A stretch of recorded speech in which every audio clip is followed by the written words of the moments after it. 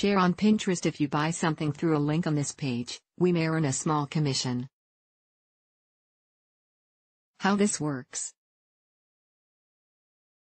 As if being bloated, crampy, and cranky as all get out isn't bad enough, some of us also get period acne. As a matter of fact, 65% trusted source of people report a worsening of their acne during their period. Here's what to know about managing and treating period-related acne and whether you're dealing with run-of-the-mill breakouts or stubborn, painful chin cysts. First, know what you're dealing with before going into battle. It's always best to know who your opponent is. In the case of period acne, this means knowing how to differentiate a hormonal breakout from a regular one. The easiest way to do this is to look at the timing. Acne that's related to your period is more likely to flare up during the week leading up to your period or during your period. Plus, it tends to clear up or improve when your period is ending or over. Already have acne? You might notice that it gets worse during this time. If you tend to have clear skin, you might notice a pimple or two pop up. Blemish types think a pimple's just a pimple? Nuh-uh. There are different types of blemishes. Knowing the difference between them can help you narrow down the best acne treatment. These are the major players. Blackheads. When a clogged pore remains open, the pimple rises to the surface of your skin and looks black. Whiteheads. These stay under the surface of your skin. They form when a blocked pore closes, causing the top to appear white. Papules. This is a type of inflammatory acne.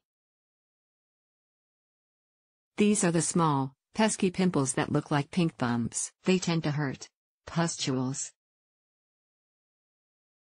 Another type of inflammatory acne, pustules are right at the bottom. The tops are white or yellow and filled with pus. Nodules. These form deep under the skin. They tend to be large, solid, and painful. Cysts. This type of blemish is deep and filled with pus. They're painful and can cause scarring. Why it flares up before your period? Those dang hormones. That's why. Your hormones fluctuate throughout your menstrual cycle. Just before your period starts, progesterone levels drop and estrogen levels rise. This can trigger your sebaceous glands to secrete more sebum, an oily substance that lubricates your skin. Too much can result in clogged pores and breakouts. Hormones can also increase skin inflammation and the production of acne-causing bacteria. These hormonal fluctuations just before your period may also be responsible for other fun period things, including moodiness, sore breasts, and weird poop, aka PMS. PMS is also associated with increased stress, which might also worsen acne. And just keeps going on. Like other PMS symptoms, period-related acne doesn't always go away once your period starts. You can blame your hormones for this, too. Testosterone, a male hormone that we all have in our bodies regardless of our birth sex, affects us differently depending on levels of our other hormones. When your estrogen levels drop and progesterone rises toward the end of your period, testosterone can also trigger sebaceous gland sensitivity. Again, the result is more sebum and clogged pores. It might be especially bad around your chin. Notice a deep, throbbing pain in your chin or along your jawline? It's not unusual for hormonal acne, especially cysts, to pop up in these areas. They might not look like much on the surface, but they can cause a world of pain. Pro tip: don't try to pop chin cysts. Seriously. You won't win, and it'll just lead to more pain and increase your risk for scarring. You might also notice it popping up down there. Seeing any kind of lump anywhere near your vaginal area can set off some major alarm bells. Before you panic, know that some people do report vulvar breakouts before their period. Hormones can be to blame for breakouts in this area, but there are other possible period-related causes, 2. Menstrual pads, for instance, can rub against your skin, irritating your hair follicles and leading to ingrown hairs and folliculitis. Other period products can also cause contact dermatitis, which is a reaction to something that touches the skin. Scented tampons, pads, and wipes can do it. How to soothe deep, painful breakouts. The deep pimples and cysts that sometimes come with periods can be pretty painful for some, but there are things you can do to ease the pain. To get relief during a painful breakout, try a warm compress for 10 to 15 minutes at a time, 3 or 4 times a day to soothe pain and help draw out. Push a cold compress or ice 5 to 10 minutes at a time to relieve pain and swelling. Benzoyl peroxide to kill bacteria. How to tame an active breakout. Period-related acne can be particularly stubborn. You can help speed up the healing process with a mix of over-the-counter, OTC, products. Choose your fighters. Here's what to look for and how to build it into your routine. Wash your face twice a day using a gentle non-soap cleanser, like Cetaphil Gentle Skin Cleanser. Use glycolic acid pads to remove dead skin cells, reduce inflammation, and promote the growth of new skin.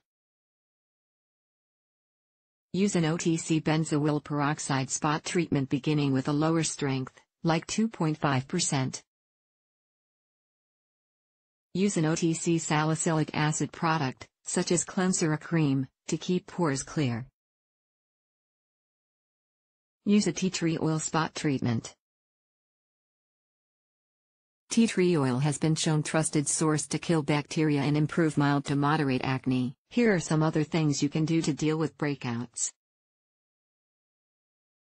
Avoid irritating products, such as greasy sunscreens, cosmetics, oils, and concealers. Protect your skin from friction from things like tight collars, straps, or helmets. Limit your exposure to UV rays by staying out of the sun when possible and using non-oily moisturizers with sunscreen. Wash your face after activities that cause you to sweat. Use acne products as directed. Applying too much will irritate and dry out your skin. How to prepare for your next cycle. One of the most frustrating aspects of period acne is that it usually just keeps coming back. Here are things you can do throughout your cycle to stay 2 steps ahead of those pesky hormones. OTC acne products. The same products that can help an active breakout can also help you prevent another one. The Mayo Clinic recommends starting with benzoyl peroxide products in a lower strength and gradually increasing over a few weeks. Products containing alpha-hydroxy acids, such as glycolic acid and lactic acid, can help remove dead skin cells and prevent clogged pores. They also help stimulate the growth of new skin cells so your skin looks smoother and clearer. Salicylic acid products are a good option, too.